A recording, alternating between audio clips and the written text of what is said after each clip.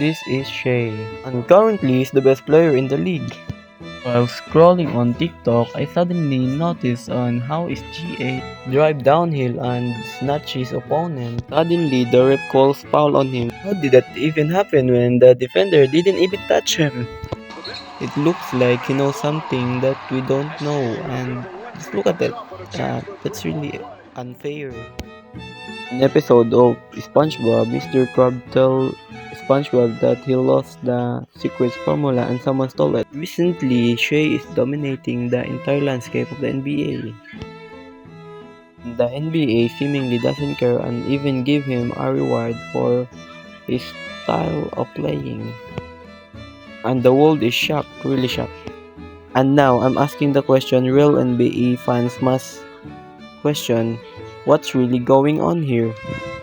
In many seasons of the SpongeBob SquarePants, Plankton did really cannot get the secret formula and he's been finding it for his life, and maybe there is no really formula now and already stolen by SGA. We can come up of the ending that SGA is the tip of the secret formula. That's all.